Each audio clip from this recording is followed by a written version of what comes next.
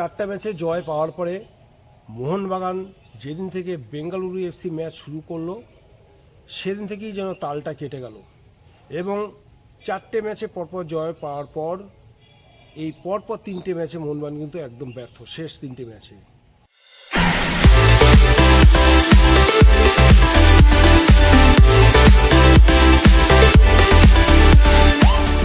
এবং ব্যর্থ হওয়ার কথা ছিল না। যে ফুটবলটা মোহনবাগান খেলেছে 3টে ম্যাচে, প্রত্যেকটা ম্যাচে কিন্তু মোহনবাগান জয় পাওয়াটা কিন্তু একেবারে জলের মতো সহজ ছিল। যে ধরনের আক্রমণ করেছে, যে ধরনের পেনিট্রেশন, যেভাবে ভেদন ক্ষমতা বাড়িয়েছে বা যতগুলো চান্স ক্রিয়েট করেছে, তার মধ্যে অন্ততপক্ষে এই 3টে ম্যাচে একটা করে গোল করে অন্তত ম্যাচটা কিন্তু বের করতে পারত মোহনবাগান। কিন্তু ভাগ্য মোহনবাগানের সুপ্রসন্ন ছিল না। কালকের ম্যাচটা তো মোহনবাগান কিন্তু একদম জেতা ম্যাচ, 1 মিনিট বাকি থাকতে, অতিরিক্ত সময় 1 মিনিট বাকি থাকতে বঙ্গতনয়ার দুর্দান্ত গোলে ড্র করতে কিন্তু বাধ্য হলো, যার ফলে লিস্টনের বিশ্ববিখ্যাত সেই গোলটা কিন্তু সেই মর্যাদা আর পেল না।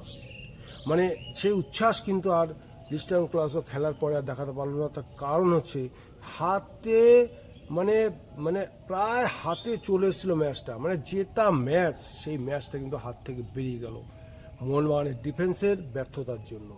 মোহনবাগানের ডিফেন্স কিন্তু আলগা হয়ে গেছিলো, ধরেই নিয়েছিল মোহনবাগান তো জিতে গেছে, কিন্তু 1 সেকেন্ড আগেও কিন্তু খেলার রং যে পাল্টে যেতে পারে সেটা হচ্ছে ফুটবল কখন কি হতে পারে তা কিন্তু কেউ আগে থেকে বলতে পারে না। সে প্রেডিকশন কিন্তু আগে কেউ করতে পারে না, কিন্তু মোহনবাগান ডিফেন্স কিন্তু সেটাই করলো। মোহনবাগান ডিফেন্স কিন্তু মানে আমি বিলাসিতার কারণেই কিন্তু কালকে এই গোলটা খেলো এবং মোহনবাগান আলটিমেটলি আইএসএল থেকে কিন্তু অনেকটা পিছিয়ে গেল। কালকের ম্যাচটা যদি মোহনবাগান জিততে পারতো, আবার আইএসএলে কিন্তু লিগ শীর্ষে চলে যেত মুম্বাই সিটি এফসিকে পেছনে ফেলে, বাট সেটা কিন্তু মোহনবাগানে আর হলো না। সার্জিও লোবেরোর কপালটাই খারাপ, কারণ আমরা দেখেছি গত বছর যে ম্যাচগুলো মোহনবাগান হেরে যাওয়ার কথা, যে ম্যাচগুলো মোহনবাগান হেরে যাবে, লাস্ট মিনিটে বা শেষের দিকে গোল করে কিন্তু মলিনা সেই ম্যাচগুলো কিন্তু বের করে নিয়ে এবারে তার উল্টোটা হচ্ছে। এবারে ঠিক কিন্তু তার উল্টোটা হচ্ছে।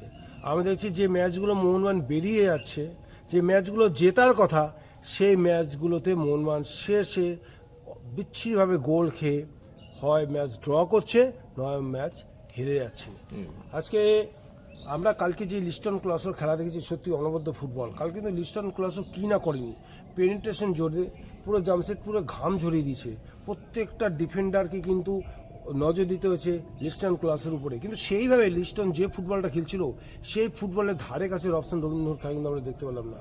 অনেক আশা করে মোহনবাগান কিন্তু রবসান রবীন্দ্রকে সই করিয়েছিল যাতে মোহনবাগানের ভেদন ক্ষমতা আরও বাড়ে, আক্রমণ ভাগ যত আরও সচল হয়, কিন্তু আমরা এখনও পর্যন্ত রবসানের পা থেকে সেই ধরনের কোনো ড্রিবলিং, সেই ধরনের কোনো রক্ষণ ভেদ করা থ্রু পাস, সেরকম কিছু কিন্তু এখনো পর্যন্ত আমরা লক্ষ্য করতে পারলাম না। দুটো গোল। হ্যাঁ, এই প্রসঙ্গে আমি একটা কথা বলি, শুধু রফসান বলে না, মোহনবাগানের এই মুহূর্তে যে 4 বিদেশি খেলছে, মানে খেলায় যায় 4 বিদেশি খেলে, সেখানে ডিফেন্সে তাও ঠিক আছে, রড্রিগেজ, টমাল্ডের ঠিক আছে, কিন্তু ওপরে যারা খেলছে তারা কিন্তু সেভাবে কিছু ফোটাতে পারেনি এখনো। বিশেষ করে লাস্ট 3টে ম্যাচে তারা কিচ্ছু করতে পারেনি।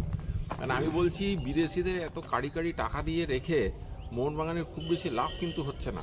সে কালকের ম্যাচটা পুরো স্বদেশিরাই কিন্তু খেলে। কালকে মনবীর সিং বলো, লিস্টন ক্লাস বলো, আপুইয়া বলো, থাপা বলো, এরাই কিন্তু ম্যাচটাকে প্রায় জেতার পর্যায়ে নিয়ে গেছিল এবং এরাই কিন্তু দাবি ফুটবল খেলছে। সেইভাবে যদি বলো, ম্যাকলারেন কালকে বিগ 0, মানে 3টে অনবদ্য গোল, একদম ফাঁকা গোল মিস করেছে।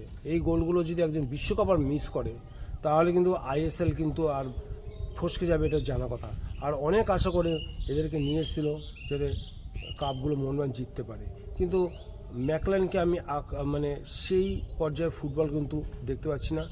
প্রথম যে 4টে ম্যাচ ছিল, অপেক্ষাকৃত দুর্বল প্রতিপক্ষ ছিল, তাদের বিরুদ্ধে মোহনবাগান কাড়ি গোল করেছে। বাট যখন একটু কঠিন প্রতিপক্ষর সম্মুখীন হলো মোহনবাগান, ব্যাঙ্গালোর থেকে শুরু করে, তখন কিন্তু আসল রূপ বেরিয়ে পড়লো এবং সেখানে তাদের সেই জিনিয়াস বা সেই মানে একটা ইন্ডিভিজুয়াল ব্রিলিয়ান্সি যে ব্যাপারটা থাকে, সেটা কিন্তু ফুটিয়ে তুলতে পারছে না, যেটা গত বছরও অল্প স্বল্প আমরা দেখতে পেয়েছিলাম মলিনার সময় শেষের দিকে। আর সেট প্লেস মুভমেন্ট 0। আগের বার দোষ দেওয়া হয়েছিল, আগের ম্যাচে দোষ দেওয়া হয়েছিল, দিমিত্রি পেট্রাস কর্নার নিচ্ছে, কোনো গোল হচ্ছে না। বাট কালকেও তো অনেকগুলো কর্নার পেলো, থাপা থেকে শুরু করে লিস্টন ক্লাস থেকে শুরু করে রবসান থেকে শুরু করে সবাই কিন্তু কর্নারগুলো কেউ কেউ ওখান থেকে গোল করতে পারলো বা গোলের কোনো চান্স ক্রিয়েট করতে পারলো। তবুও গত ম্যাচে কিন্তু দিমিতে 2-3টে কিন্তু বিষাক্ত ইনসুইঙ্গার বা কর্নার কিক তুলেছিল, যেখান থেকে কিন্তু গোল হতে পারতো। রড্রিগেজ মিস করেছে। দিমিতের একটাই বাঘ খেয়ে গোলের মধ্যে ঢুকছিল, ওদের লেচাপ্পা কিন্তু সেই বলটাকে ঠেকিয়ে দিয়েছে। তো কালকে যে কতগুলো কর্নার পেয়েছে সেট পিস মুভমেন্টে কিন্তু এই মুহূর্তে 0, যেটা কিন্তু আমরা হোসে মূল্যের কিন্তু সেট পিস মুভমেন্টে কিন্তু প্রচুর সাফল্য দেখেছিলাম। আমরা হোসে মূল্যের সময় কী দেখেছিলাম যে সেট পিস মুভমেন্ট থেকে ম্যাক্সিমাম গোল হয়েছে, কিন্তু এখান থেকে টম অলডারওয়ার্ল্ড বা রড্রিগেজ বা সুবাসিস হেড দিয়ে অনেক 6টা গোল ছিল রড্রিগেজের গত বছর, তাহলে এবছরে একটা। টম অলডারওয়ার্ল্ডের কোনো গোল নেই, সুবাসিসের গোল নেই। তা গতবার যে ডিফেন্ডাররা গোল করেছিল, মোহনবাগান যে জিতে গেছিল, ব্যর্থতা ঢেকে দিয়েছিল ফরওয়ার্ডদের, কি বলিস? অবশ্যই এবারে কিন্তু যেহেতু থেকে মোহনবাগানের যত গোল হয়েছে তার অর্ধেকের বেশি গোল হয়েছিল, কিন্তু এবছর ডিফেন্ডাররা সেভাবে গোল করতে পারছে না বলে কিন্তু ফরওয়ার্ডদের ব্যর্থতা কিন্তু ফুটে উঠেছে। কি বলবি এটা? আর একটা ঘটনা কালকের ম্যাচ সম্পর্কে, সেটা হচ্ছে যখন ম্যাচ শেষ মিনিটে অতিরিক্ত সময়েরও শেষ দিকে চলে গেছে, তো সেইখানে তখন টোটালি তো ডিফেন্সিভ ফুটবল খেলবে, জাস্ট বাসি বাজার অপেক্ষা, ম্যাচ শেষের অপেক্ষা। সেইখানে একজন ডিফেন্ডার ওদের ফরওয়ার্ড ঋত্বিক দাস আউটলাইন থেকে ক্রস করছে, অতটা বাউলি ক্রস করলো, যথেষ্ট সময় পাওয়া গেছিল। ডিফেন্ডার বল ফলো করছে, প্লেয়ার কি করছিল? টম অলডারওয়ার্ল্ড তো এখানে বাসি বাজার অপেক্ষা সেখানে সামনে কেন থাকবে? ঋত্বিকের সামনে কেন থাকবে? টম অলডারওয়ার্ল্ড ঋত্বিকের পেছনে থাকবে।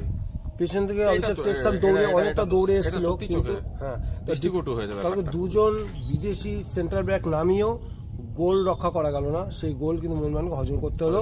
আলটিমেটলি মোহনবাগান কিন্তু আইএসএল থেকে বহু দূরে পিছনে চলে গেল। এই আইএসএল এ যদি মোহনবাগানকে টিকে থাকতে হয়, এরপরে যতগুলো ম্যাচ আছে সব ম্যাচ কিন্তু জিততে হবে এবং মুম্বাইকে হারতে হবে, এরকম ব্যাপার। বাকিদের খেলার উপর তাকিয়ে থাকতে হবে। তবে ইস্টবেঙ্গল যে ফর্মে আছে, আর এইভাবে মোহনবাগান পয়েন্ট নষ্ট করার ফলে ওরা কিন্তু আরও মানে উৎসাহিত হয়ে যাবে। পরবর্তী ম্যাচে আমরা দেখছি তো, গত ম্যাচেও 7 গোল দিয়েছে কাকে?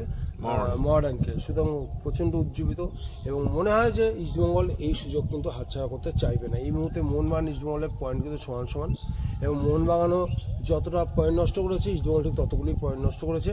সুতরাং কেউ কারোর থেকে কম যাচ্ছে না। সুতরাং এখন কিন্তু পুরো আইএসএল ওপেন, যে কোনো দলই চ্যাম্পিয়ন হতে পারে। এবং সেই জায়গা থেকে আমি যে কথাটা বলছি, যে নিজেকে এখনও যদি অরক্ষিত রাখতে হয়, তাহলে প্রতিটা ম্যাচ ধরে ধরে জিততে হবে। নো ড্র তো চলবেই না। একটা হারা মানে কি আর চিন্তা করার নেই। প্রত্যেকটা দলের কাছে কিন্তু এখন ওপেন আছে আইএসএল চ্যাম্পিয়ন হওয়া, এবং সেই জায়গায় দাঁড়িয়ে প্রত্যেকটা দলই কিন্তু জেতার চেষ্টা করবে।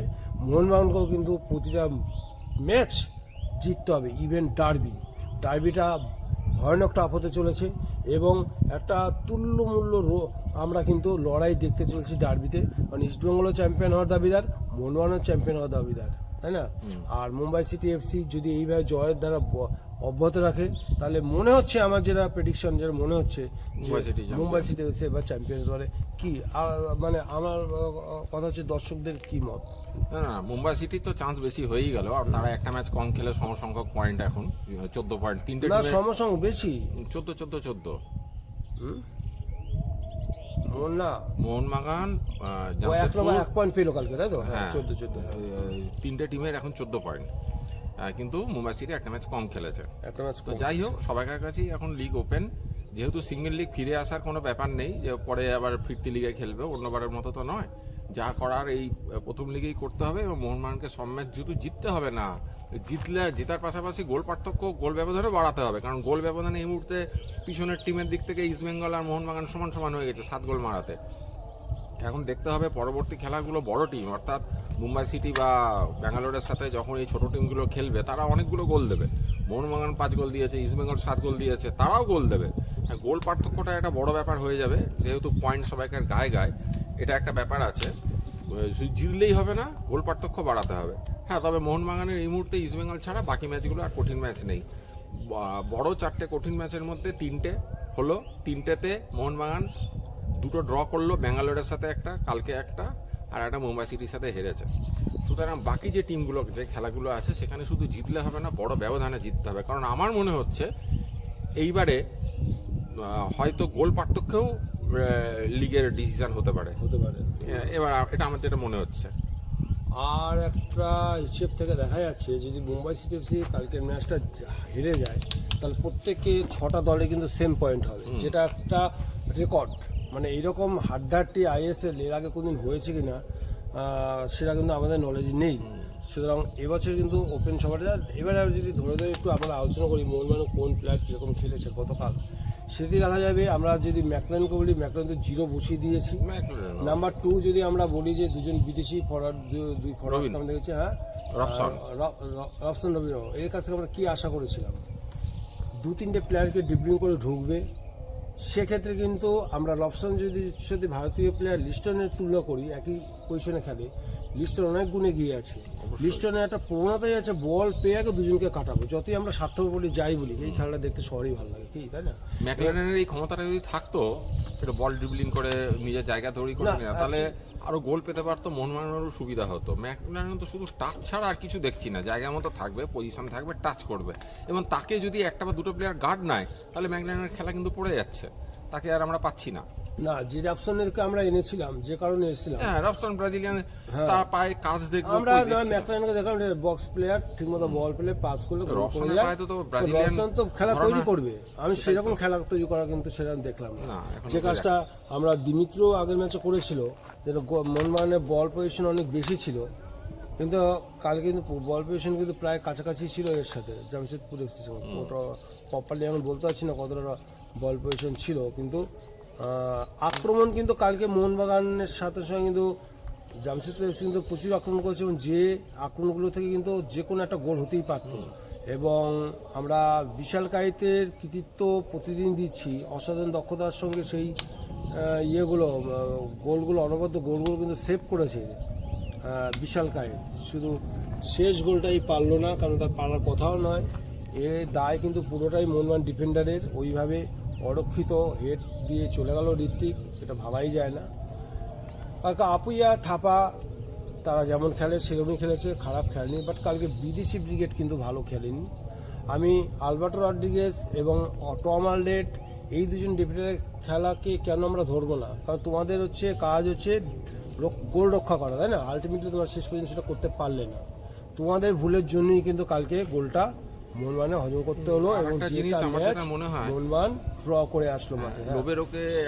লোবেরো ভালো কোচিং করছে, কোনো সন্দেহ নেই, হয়তো ভাগ্যটা সাথ দিচ্ছে না, কিন্তু সেট পিস মুভমেন্টের প্রতি জোর দিতে হবে। কালকেও মোহনবাগান 8খানা কর্নার পেয়েছে, ঠিক আছে, 8খানা কর্নার থেকে একটা গোল দিতে পারেনি।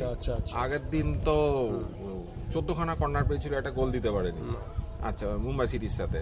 আচ্ছা, পাশাপাশি মোহনবাগানের বল পজিশন একটু ভালো ছিল, 57% মোহনবাগানের ছিল। কথা হচ্ছে যে কর্নারগুলো দিমিত্রি নিচ্ছিল, আর আমরা বিভিন্ন, সেটা তো দর্শকদের কথা, ওরা অনেকেরই কথা আছে, তারা প্রকৃত মোহনবাগান সমর্থক কিনা আগেই বলেছি, সন্দেহ আছে। কিন্তু আসল কাজের কাজ যেটা, কর্নার যেই নেই, কিন্তু কর্নারগুলোকে গোলে কনভার্ট করতে পারছে না কেউই। এটা মোহনবাগানে যেটা আমাদের ছিল না, যেটা আমাদের প্রধান অস্ত্র ছিল, আর সেই অস্ত্রটাই এখন ভোতা হয়ে গেছে। একটা জিনিস লক্ষ্য করেছিস, এবছরে আক্রমণ যাই হোক, মনে ফ্রি কিক কিন্তু পাচ্ছে না, বক্সের উপর দিয়ে সেরকম ফ্রি কিক কিন্তু পাচ্ছে না, কারণ কালকে একটা ফ্রিকও পায়নি, ফ্রি কিক কিন্তু কালকে একটাও পাইনি। এগুলো আমি লক্ষ্য করবো। এবং যতই বলি, কালকে লিস্টনের খেলা কিন্তু অনবদ্য হয়েছে।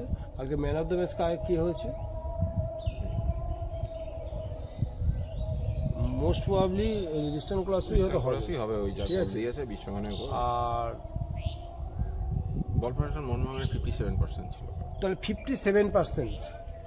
আগের ম্যাচগুলোতে আগেরটা ছিল 80%। আমি এখানে একটা আলোচনা আছে, এটা কেন হয়েছে, আর বল পজিশন এখন কেন এতটা কম হয়েছে, সেটা যদি আমরা আসি, আমি একটা কথাই শুধু একবার বলবো, এর কারণ হচ্ছে রবসন আর দিমিত্রি যতটা জায়গা নিয়ে বল হোল্ড করে খেলে, রবসন কিন্তু তা নয়।